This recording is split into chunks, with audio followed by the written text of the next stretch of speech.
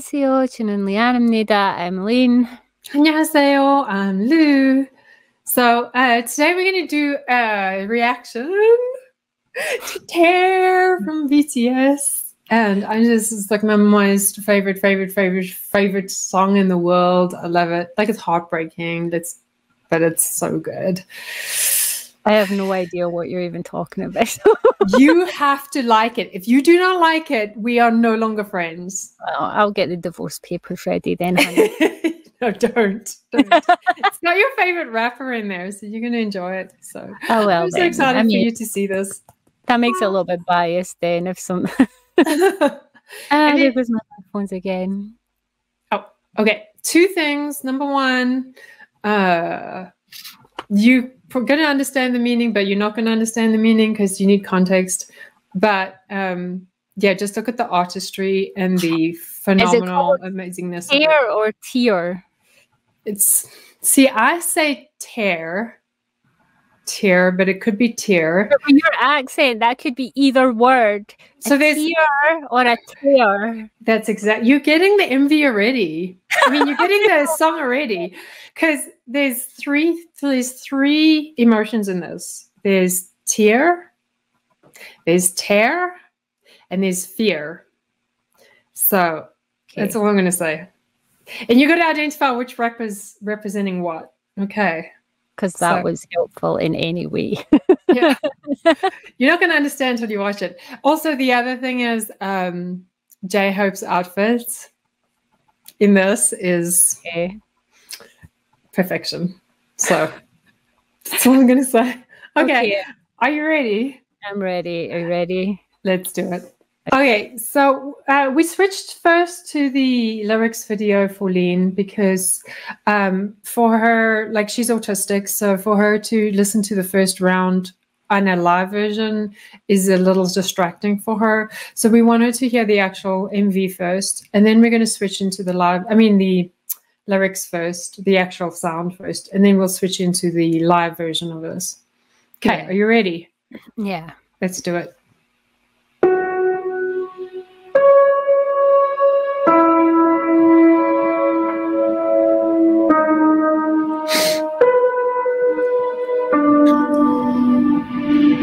Is that really loud for you?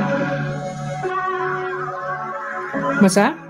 I said, was that really loud for you? Oh, it's fine now. Perfect.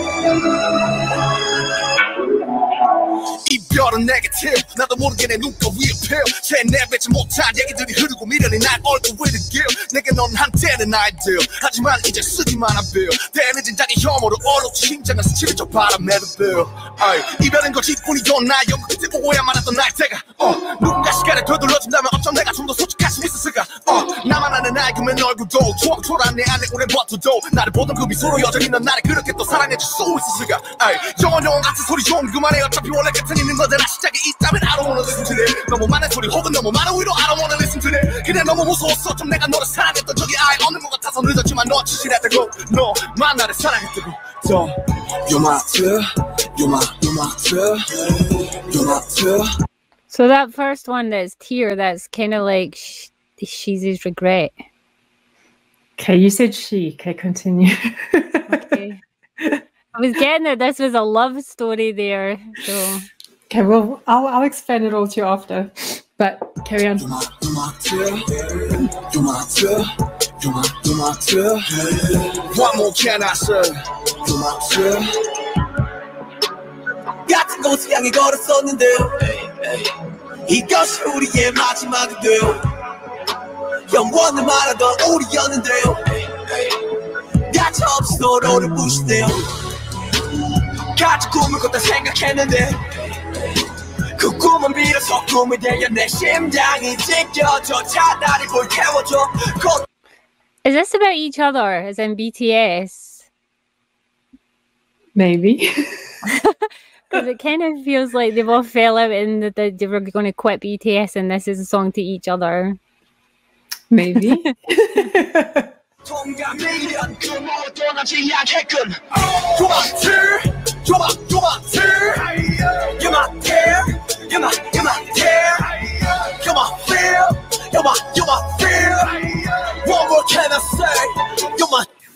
Wait a minute. This is to themselves, isn't it? Okay, so you write it. It was written by BTS during a very hard time. Suga wrote it, I think, when they were thinking of breaking up. So it was the only time, I think it was around 2018, is the only time in their career where they actually thought of walking away from BTS.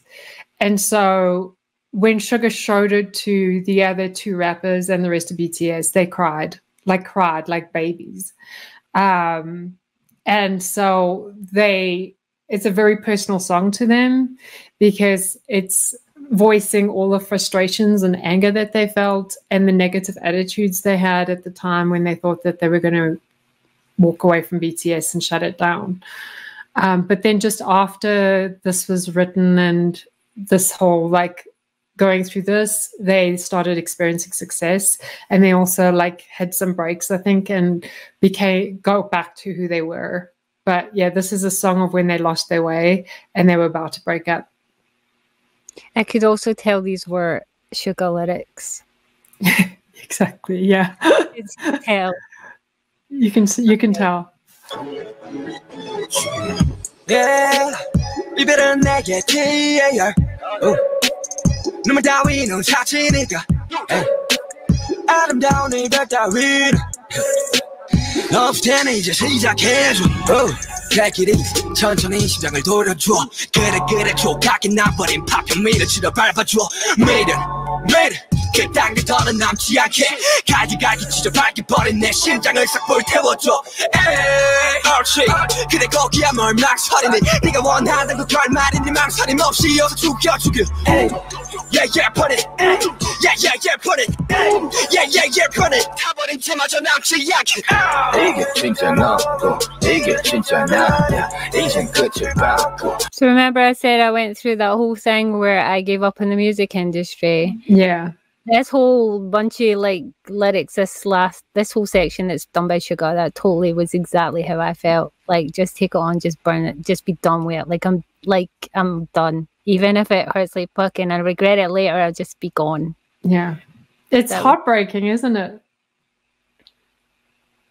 I totally feel it there because I was literally the way I was thinking at the time, because like, yeah, you have this dream, you have this goal, and you think this is it, this could be the rest of my life. And it's not that we had a lot of opportunities thrown our way. We were, as somebody once said to me, I am one of the luckiest people they have ever met because everything I seem to touch always seems to get some opportunity thrown at me. And the same was of the band. Like the girl band, we got so many things thrown at us that would have ensured our success if we hadn't broke up. And then when I joined the second band, they had been together for years and they had struggled to be seen. I was with them only a couple of months and we were given a record contract. Just the audition of me as a member, like diversifying it changed like the whole thing, and it changed. We were the face of the Drink Wise Scotland campaign and toured the whole of Scotland, going to youth clubs and stuff after I joined. So yeah, like it wasn't that we were going to fail. It wasn't that kind of hardship. Like if we'd have kept at it and been together, the sky knew no limits. It was like a personal thing for me as to why I was just like, I was done with it. And I totally feel it in this song. Like I understand.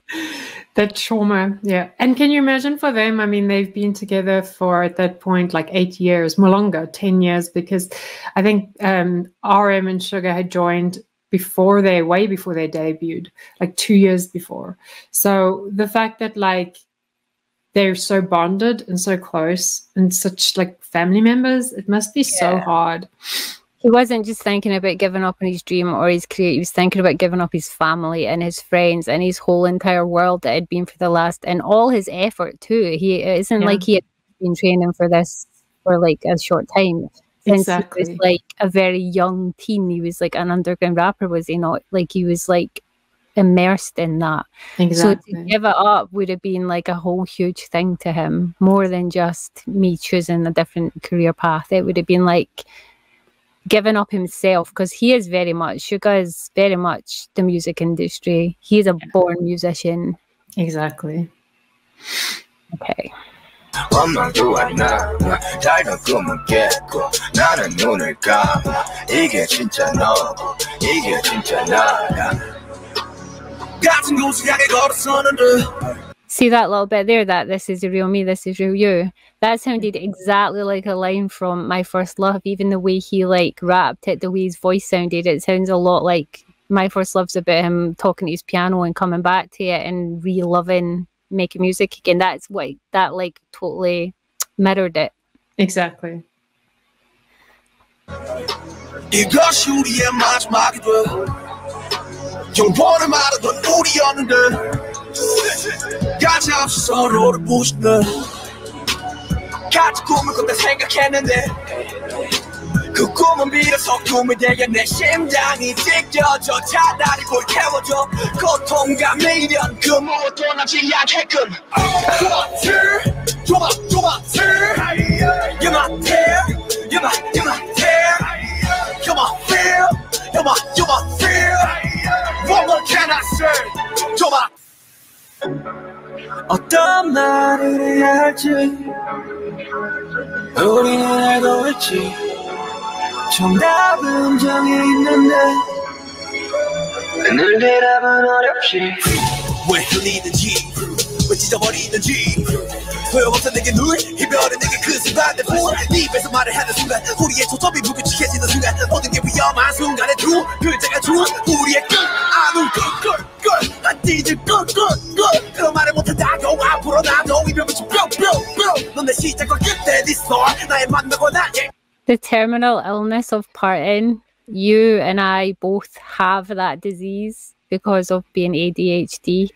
That when things get tough or people disappoint us or we get emotionally hurt, we have that terminal illness of closing the door and just that's it done. And I felt that in my bones when he said that. We have that too. We do. And obviously Suga's ADHD and he's kind of like open up a wee bit there that he probably is like us, that when things don't go his way and it's disappointing and he gives up on something, he's one of those people that just like, this is the end, it's done. Yeah, exactly. But, oh, lost my headphones again. Swear to God, these your teeny orifices.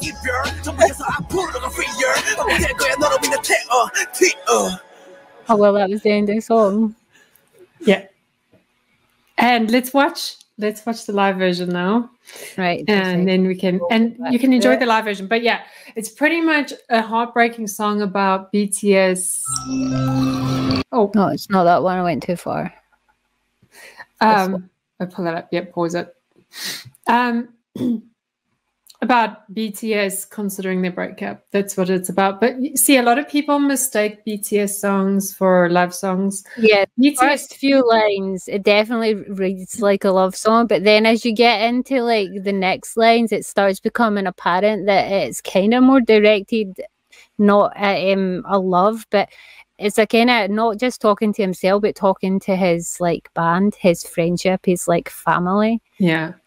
And a lot of reactors make the mistake because they don't know enough about BTS and then they react to the song too early on and they don't understand the history of BTS and where the song came in and slipped in. So a lot of the song needs a lot of context. And I think like probably 95% of BTS songs are not about love, like romantic love. They're about army love. They're about love for each other. They're like about loving yourself. But that's because you write what you know. And to BTS, their biggest influences are each other and army. Exactly. Like, if they've probably had love relationships that we don't know about, but the biggest influences in their life are their jobs, their each other and army. So it's no shock to me that the majority of their songs are about those things, considering how you were when they were formed, and any relationships they've had has to be kept super secret. So it's not like they're at the forefront of their lives. No, well, and also they're now starting to sing a bit more about romantic love and the things, the heartbreak they may have gone through. But I think, yeah, definitely this stage and era of BTS, they were not singing about romantic love. Yeah, they probably didn't have any romances back then either, if they were dedicating all their time and energy and focus to becoming successful. So Exactly. what else could you write about? Yeah, exactly. Each other. Each other. So yeah, but yeah, I find the song just, it tears my heart out. It's just completely heartbreaking. Like, just to know that they were in that emotional state. I finally got the tear fear. It's all tear fear. And if you notice the way they deliver the rap lyrics reflects that. So RM sounds a little bit more introspective and tearful almost. And Sugar's like angry tear. And then J-Hope delivers like a really rapid fear in this. But yeah, let's watch the live version and enjoy it. Now that you know what it means, you've heard the lyrics. Just sometimes J-Hope and Suga sound so alike when they rap that it's hard to tell them apart sometimes when you're not seeing them on screen. Yeah, so I used to be like that, but because I've listened to more of the cypher from them, and I've listened to more, which we're going to go through, and I've listened to more of the three rappers together, I kind of can decipher them. Like, I can understand. I know immediately now. I never used to. I'd be like you, where I'd mix them up a little bit.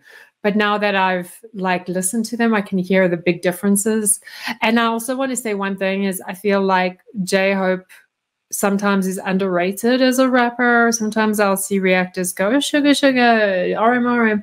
But I feel like probably J-Hope is one of the best rappers on the planet. Like, I just feel like all three of them are, but like, I feel like J-Hope is underestimated a lot of the time, and he's just so super, because he was a dancer first as well, but he's such a super talented rapper. Like, I'm now addicted to him, and I listen to so much J-Hope as well.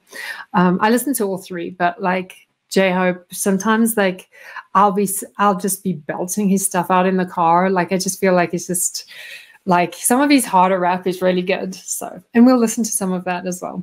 So, okay. I'm gonna play this now. It was hard to listen to because of all the audience, but without having to focus on the lyrics this time, I might be able. You just enjoy the performance.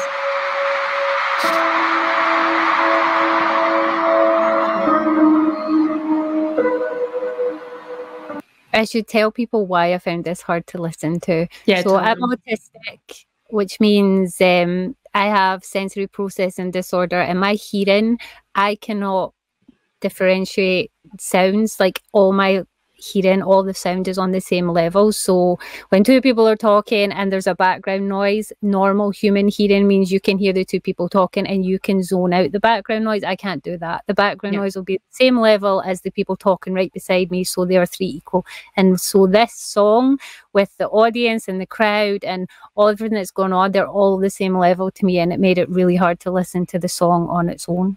So that's why we did the lyrics first. But yeah, it's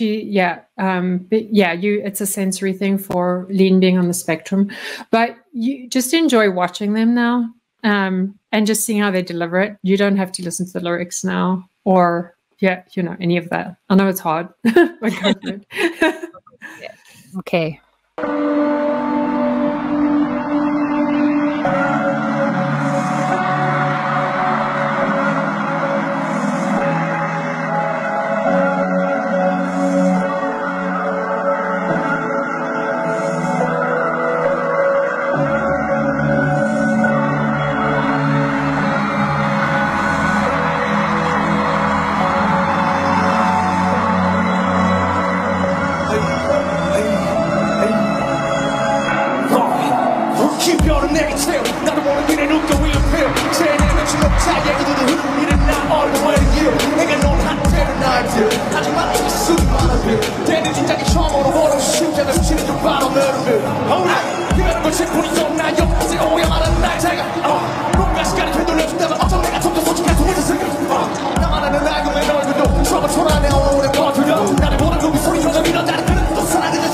Tell you one thing I do like about BTS, the rap line.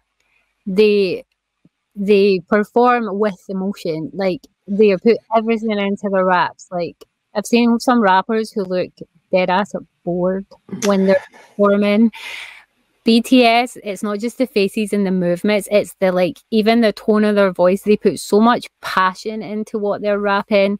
The low Western artists, I'm not gonna say no name.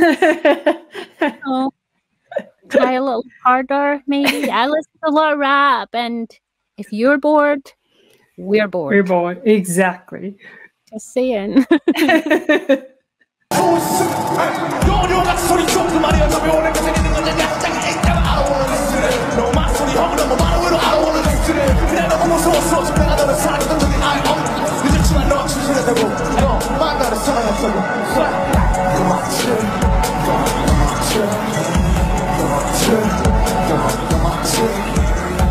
Did he just trip?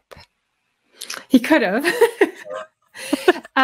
Check the HD on this as well. Sorry, just to check, because it seems like tinny, which it doesn't normally sound.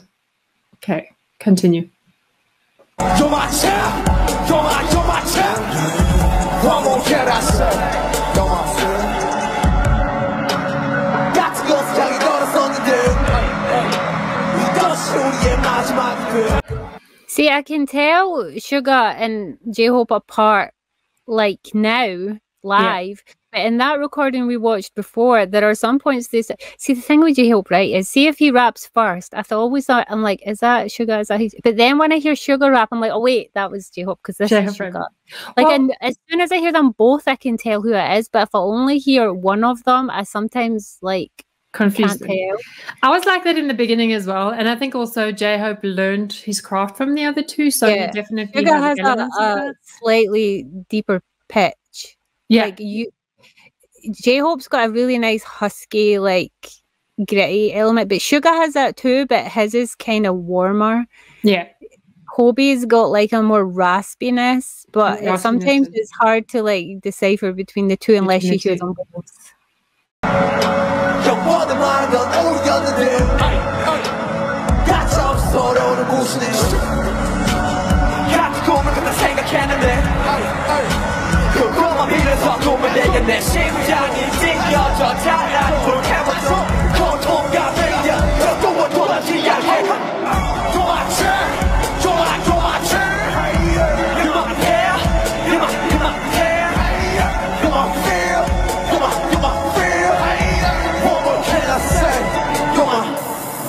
See J-Hope's outfit, it's giving me healer vibes. It's so beautiful.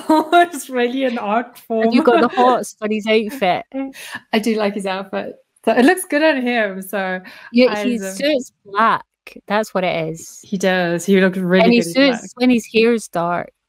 Yeah, it does. It looks really good. And he's got such a beautiful angelic face. So he definitely, black is his color.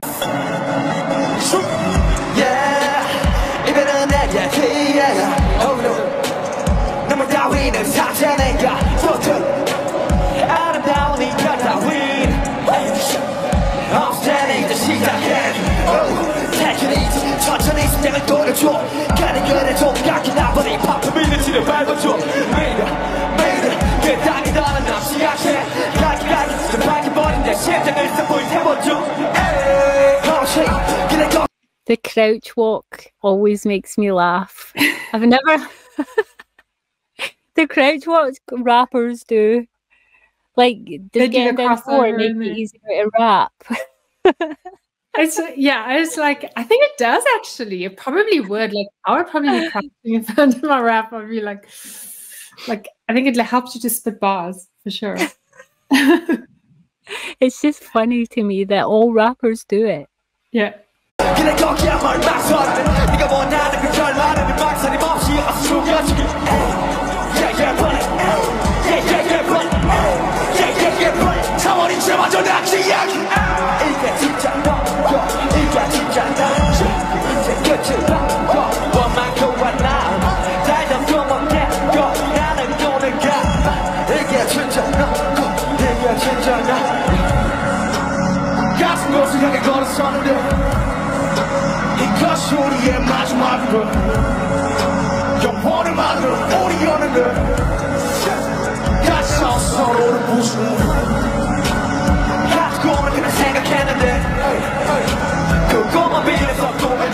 심장이 찢겨져 차라리 뭘 태워줘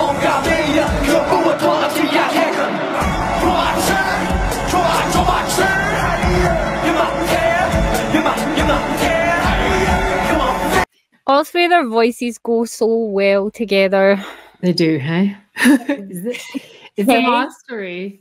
It's so good. Like, and they're so different, but like they work well together. They do. And this is my most favorite part of the actual performance is J-Hope shining with the fear coming in, and this is so perfection. Okay.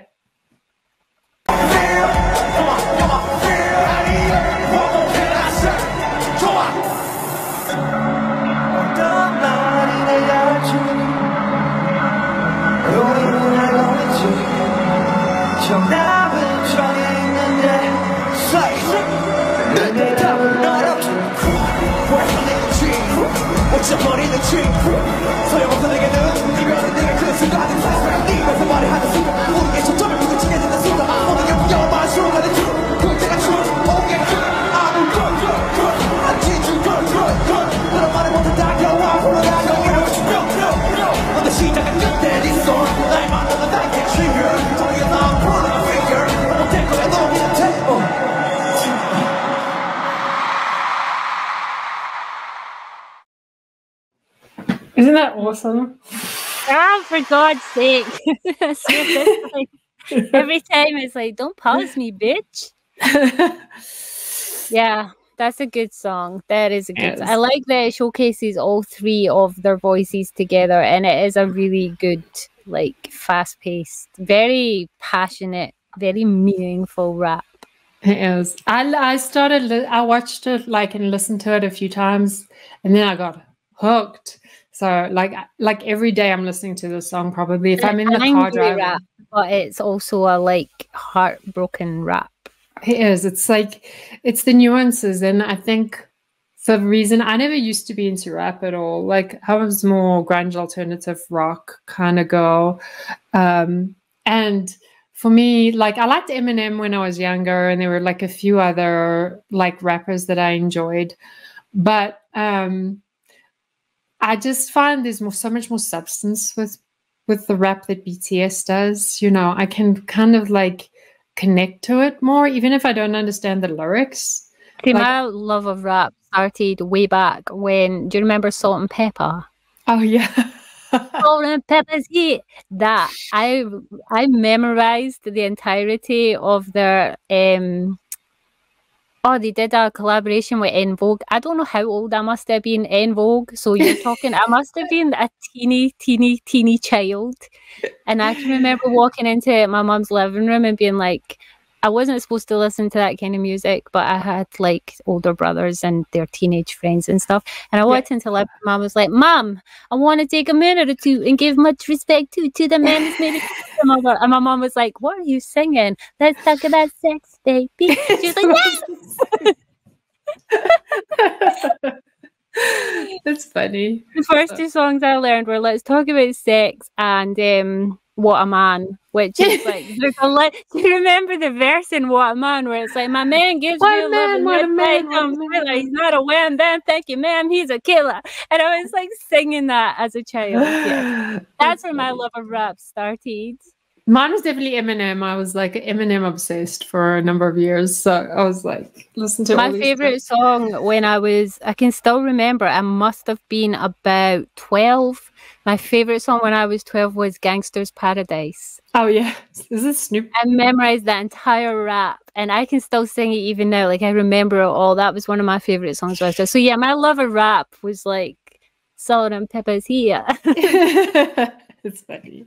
You would probably be a good rapper. So with this accent, are you crazy? True. But I think the weirdest sounding rap ever. I might be a good rapper with my South African accent, like that. Oh, maybe. You would be like, what were they called? That South African people. Oh, the South African band. What was it called? Oh my gosh! Now my brain is like flying away. The one from District 9, not District 9. Yeah. So in fact, no, they're in that robot. No, one. Chappie. They're in that. You would rap like them. Yeah. Imagine a Scottish rap. That would be terrible. I'm a ninja. I mean, ninja. You're my butterfly, I'm a ninja. I don't know how it goes. Something like that. Imagine doing Gangster's Paradise with Scottish accent. As I walk through the shadow of the valley of doubt. I look at my life and realize there's much left because I've been blasted and laughing so low that even my mama thinks that my mind is gone. I'm sure they're Scottish rappers. They must be. See, that's the funny thing. See, when we were doing singing lessons and that in the band, and we did have to do any kind of talking like that, we were Americanized. They trained us to be Americanized. So when I sing along to rap songs, I adopt that whatever they put in our head. Like, I want to take a minute or two and give much respect to the Americans of my world.